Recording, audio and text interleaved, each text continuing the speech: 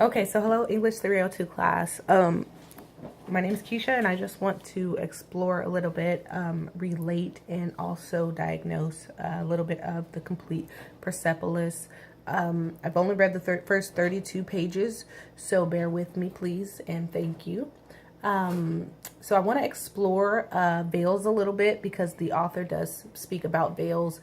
And so I did a little Google search on veils in the 1980s and a lot of really neat stuff came up. And I found it was really interesting that Orthodox Judaism as well as Catholicism, they use veils as well. So as her religion is not the only, I mean her culture is not the only one that uses those. And I also learned a few things in that exploration as far as, you know, what a few different type of veils are, like hijab. A hijab covers your head and you can see out through your eyes. You can see, that's the only part that's open. And then a niqab, it covers your whole body, like your head, your everything. But your eyes, you can, there's a slot where you can see out there too. And then also, and a chador, or a chador, I hope I'm saying that right. It covers your entire body, like your head, your everything, but it leaves your face out, so your face is still exposed. And the last one is burqa, I think it is, but I'm not sure if I'm saying that right.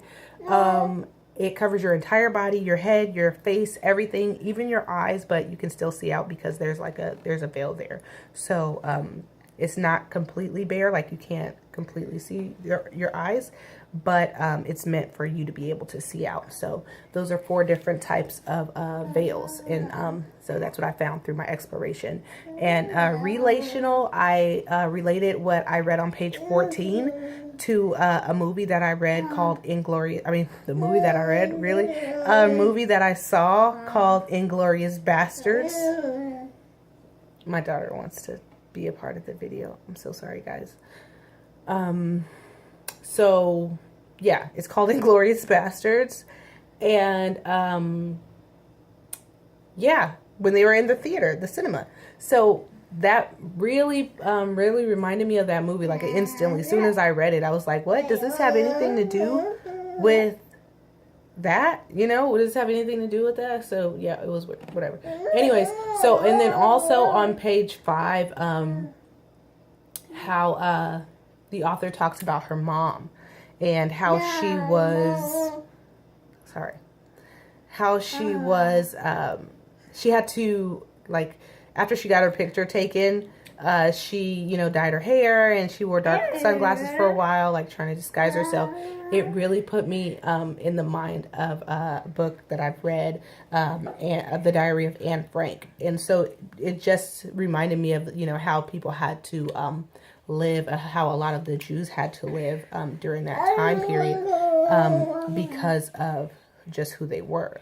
And so it reminded me of that, and kind of like living in a situation where you're walking on eggshells all the time, just never knowing, you know, when you were bound to be, like, you know, rounded up, or, you know, you're just really cautious about how you're living. And so you can't just live free. And so that's what that reminded me of. And so I would also like to diagnose a little bit what I read on page 32, where the author states that she says, I realized I didn't understand anything. I read all the books I could. So, okay, so we'll get back to that quote. So I want to diagnose the intro. So in the introduction, the, oh, so sorry.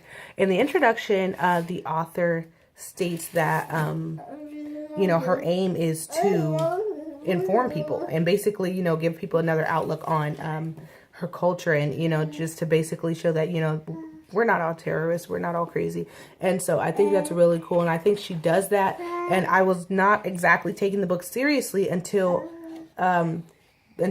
page 32, basically. And she does that quote and she says, I realized I didn't understand anything. I read all the books I could. So it starts to get interesting. So we'll see what happens. Thanks, guys.